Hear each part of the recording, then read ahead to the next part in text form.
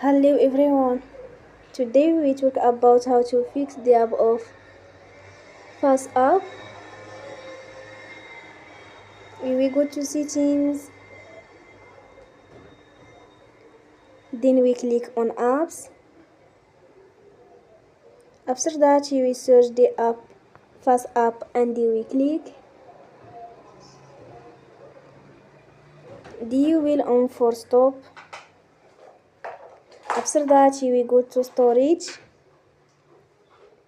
Then we click on clear cache. We go to Play Store and you will update your app. Don't forget to support us by like and subscribe. See you next time and thank you for watching.